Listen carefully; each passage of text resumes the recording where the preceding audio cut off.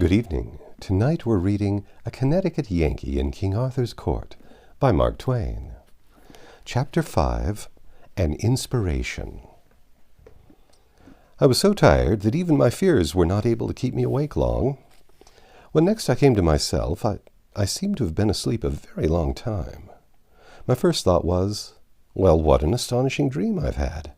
I reckon I've waked up only just in time to keep from being hanged or drowned or burned or something. I'll nap again till the whistle blows, and then I'll go down to the arms factory and have it out with Hercules. But just then I heard the harsh music of rusty chains and bolts. A light flashed in my eyes, and that butterfly Clarence stood before me. I gasped with surprise. My breath almost got away from me. "What?" I said. "You here yet? Go along with the rest of the dream. Scatter!" But he only laughed in a light-hearted way and fell to making fun of my sorry plight. "All right," I said resignedly. "Let the dream go on. I'm in no hurry." "Prithee, what dream?" "What dream? Why, the dream that I am in Arthur's court, a person who never existed, and that I am talking to you, who are nothing but a work of the imagination." "Oh, la, indeed! And is it a dream that you are to be burned tomorrow?" "Ho, ho, answer me that." The shock that went through me was distressing. I now began to reason that my situation was in the last degree serious.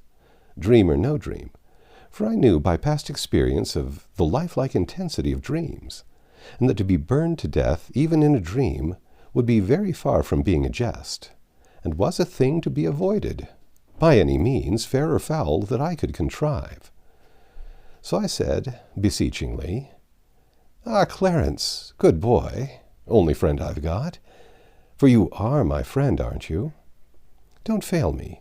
Help me to devise some way of escaping from this place." "Now do but hear thyself. Escape? Why, man, the corridors are in guard, and kept of men-at-arms." No doubt, but how many, Clarence? Not many, I hope." "Full a score. One may not hope to escape." After a pause, hesitatingly, "And there are other reasons, and weightier." "Other ones? Well, what are they?" "Well, they say—" "Oh, but I daren't. Indeed, I daren't." "Why, poor lad, what is the matter? Why do you blanch? Why do you tremble so?" "Oh, in sooth, there is need. I do want to tell you, but—" Come, be brave. Be a man. Speak out. There's a good lad." He hesitated, pulled one way by desire and the other way by fear. Then he stole to the door and peeped out, listening, and finally crept close to me and put his mouth to my ear and told me his frightful news in a whisper, and with all the cowering apprehension of one who was venturing upon awful ground and speaking of things whose very mention might be freighted with death. "Merlin, in his malice, has woven a spell about this dungeon, and there bides not the man in these kingdoms that would be desperate enough to essay to cross its lines with you. Now God pity me, I have told it. Ah, be kind to me, be merciful to a poor boy who means thee well, for an thou betray me, I am lost." I laughed, the only really refreshing laugh I had had for some time, and shouted, "Merlin has wrought a spell? Merlin? Forsooth! That cheap old humbug? That maundering old ass? Bosh! Pure bosh! The silliest bosh in the world!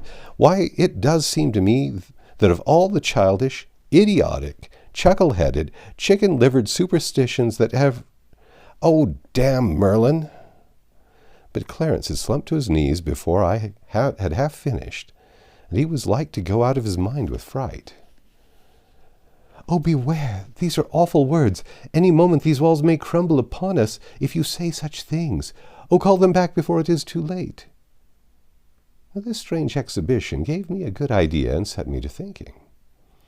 If everybody about here was so honestly and sincerely afraid of Merlin's pretended magic as Clarence was, certainly a superior man like me ought to be shrewd enough to contrive some way to take advantage of such a state of things. I went on thinking, and worked out a plan. Then I said, "Get up, pull yourself together, look me in the eye." Do you know why I laughed? No, but for our blessed Lady's sake, do it no more. Well, I'll tell you why I laughed. Because I am a magician myself. Thou? The boy recoiled a step and caught his breath, for the thing hit him rather sudden. But the aspect which he took on was very, very respectful. I took quick note of that. It indicated that a humbug didn't need to have a reputation in this asylum. People stood ready to take him at his word. Without that. I resumed. I've known Merlin 700 years, and he— 700? Don't interrupt me.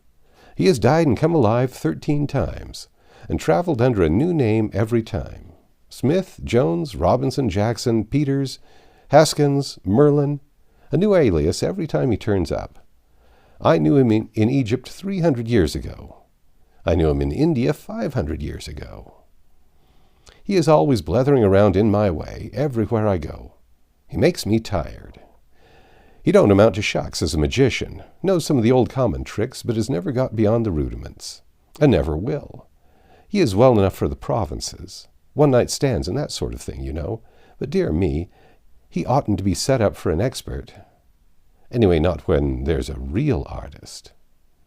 Now look here, Clarence. I'm going to stand your friend. Right along, and in return you must be mine. I want you to do me a favor. I want you to get word to the king that I am a magician myself, and the supreme grand Hiya-Muckamuck and the head of the tribe at that.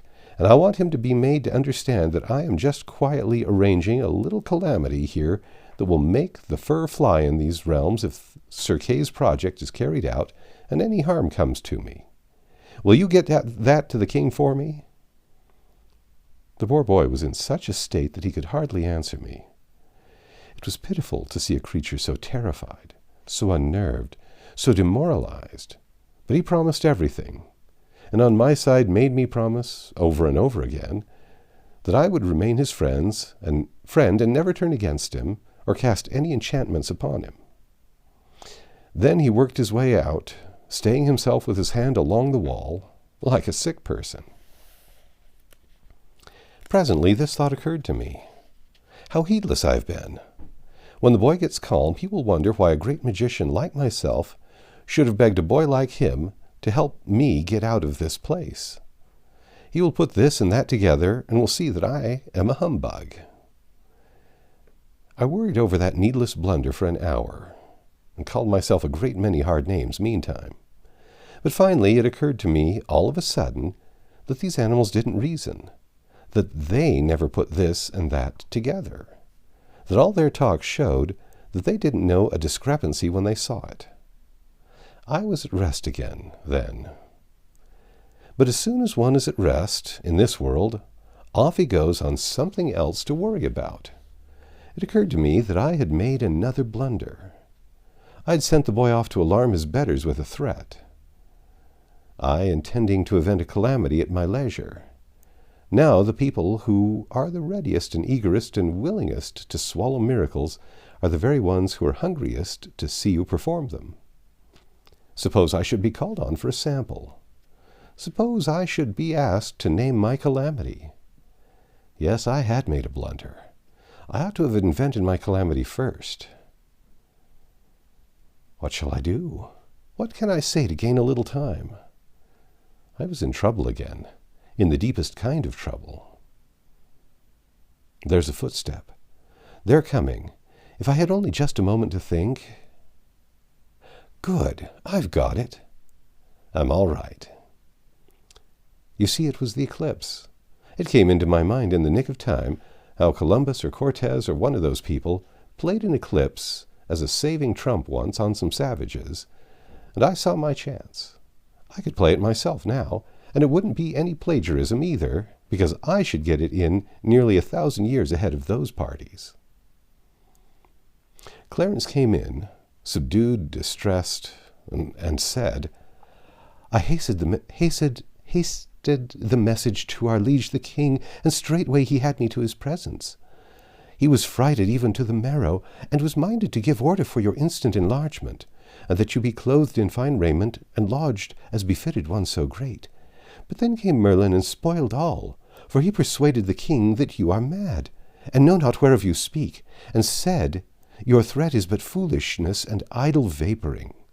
They disputed long, but in the end Merlin, scoffing, said, wherefore hath he not named his brave calamity? Verily it is because he cannot. This thrust did a most sudden sort close the king's mouth, and he could offer naught to turn the argument, and so reluctant, and full loth to do you the discourtesy, he yet prayeth you to consider his perplexed case, as noting how the matter stands, and name the calamity. If so be you have determined the nature of it, and the time of its coming. O prithee, delay not. To delay at such a time were to double and treble the perils that already compass thee about. O be thou wise, name the calamity. I allowed the silence to accumulate while I got my impressiveness together, and then said, how long have I been shut up in this hole? You were shut up when yesterday was well spent. It is 9 o'clock now. No, then I have slept well, sure enough. 9 a.m. now? And yet it is the very complexion of midnight to a shade. This is the 20th, then? The 20th, yes. And I am to be burned alive tomorrow? The boy shuddered. At what hour? At high noon. Now then, I will tell you what to say. I paused and stood over that cowering lad a whole minute in awful silence. Then, in a voice deep, measured, charged with doom, I began and rose by dramatically graded stages to my colossal climax, which I delivered in as sublime and noble a way as ever I did such a thing in my life.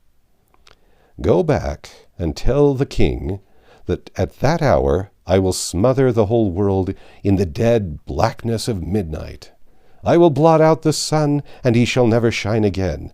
The fruits of the earth shall rot for lack of light and warmth, and the peoples of the earth shall famish and die to the last man. I had to carry out the boy myself. He sunk into such a collapse. I handed him over to the soldiers and went back. That's the end of Chapter 5. Come back tomorrow and we'll read Chapter 6, The Eclipse.